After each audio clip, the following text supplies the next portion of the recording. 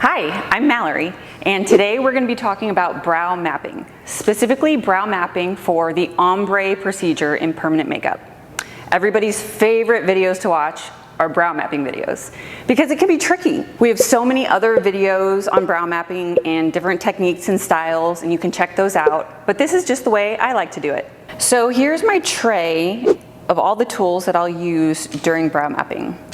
Here is some mapping string. It's got pigment on the string, so it'll make marks for you.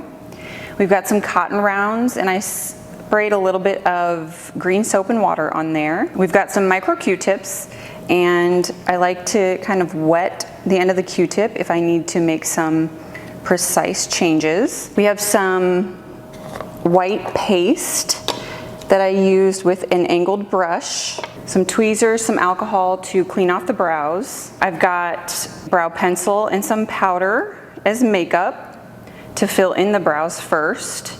I've got some measuring tools. We've got a Dixon China marker, a surgical marker, and a paper ruler. Okay, so I'm just gonna start by cleaning off her brows with an alcohol prep pad. This removes any dirt and gives us a clean surface to tattoo on. Okay, so let's talk about your eyebrow goals. Do you wear makeup every day? Do you fill them in ever?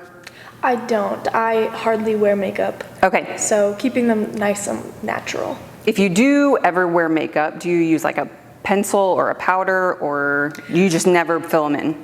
When I do wear makeup, I use a tinted gel. Okay. I just brush through them. Okay, perfect. Well, what I'm gonna do is I'm gonna take a powder and I'm gonna create kind of a shape in there that will mimic the shape that we're gonna do with the actual tattoo. And then we'll discuss if you like that. Perfect. Okay. Okay, so I'm going to take this Kelly Baker makeup and this angled brush, and I'm just gonna create a shape in her brow. I have a makeup artist background, and I like to do this just to give them an idea of what the ombre brow is gonna look like. Ombre brow is also known as powder brow because it mimics the look of your powder makeup. So I'm just gonna kind of use her hair as a guide for where I'm filling this in. She wants the most natural look possible, so I wanna stay within her brow hair. So right now I'm just creating kind of a general shape inside of her natural brow hair. I can take away anything. I just want to fill it in completely with this powder first. You can also use a brow pencil. Okay, so this is just kind of a rough first draft, and I just want to show her what this looks like and get her initial reaction. If her initial reaction is that's too much or that's not enough, that'll give me a really good gauge on what I should do next. What does that feel like? Yeah, it looks really good. Okay. Since she likes that, this is going to be kind of our foundation of our shape. After I do the first makeup application, I kind of step back and take a look at her straight on and see if there are major differences in her brows. I'll get more of an idea once I start measuring, but what I can see is that she's missing a little bit of hair in here. They generally start in the same place, but sometimes you'll find that somebody has a higher brow and you do have to kind of compensate, adjust maybe the left brow to be a little bit higher, the right brow to be a little bit lower. It's going to be different for everyone. Okay, so now what I'm gonna do is I'm gonna take this white paste and an angled brush. Okay, so I'm just gonna take a little bit of this white paste from the back of the brush and swipe it onto my glove. And then I wanna get an even amount onto the brush. So what I like to do is I call it priming the brush, and I'm just trying to get an even amount of paste on each side so it's fully saturated. Now, when you're gliding this onto the skin, you want the brush to kind of be flat into the skin because you want the very edge of the brush to make your line. What you don't want to do is come in at 90 degrees with the brush and make markings, because now you don't see a flat line. The only way to see a flat line is use the very edge beveled part of the brush and slowly create a line with it kind of flat against the skin. So I'm going to use the guideline of where I applied the makeup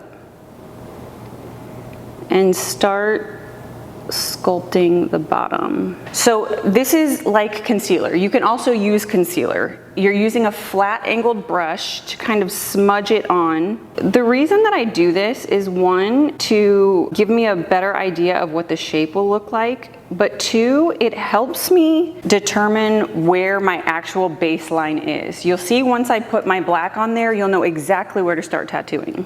So I like to kind of just blend it down so it doesn't look as stark to their eye.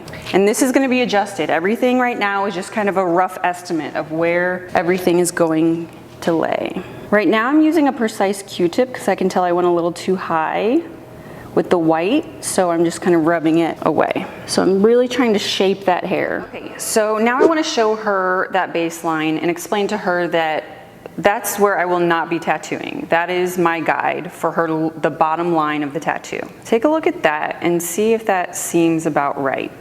That looks good. Okay, so my next step is going to be finding the center of her face, and I'll be using what I call a T tool. We'll have this on the Amazon storefront, and a surgical marker.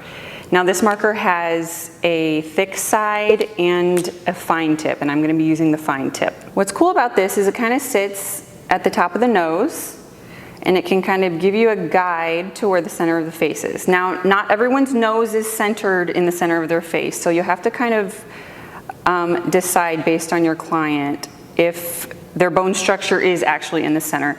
Now, hers does look like it is. There's a little notch right here in the very center of this measuring tool where I'm just going to place my tip in to make a mark for the center. And now I kind of step back and see, does that look like the center? And for her, it does look like the center. To make this more clear, we're going to try to divide her face in half using our mapping string. This has pigment on it, so it's going to make a line. So I'm going to start at that dot and draw a line straight up.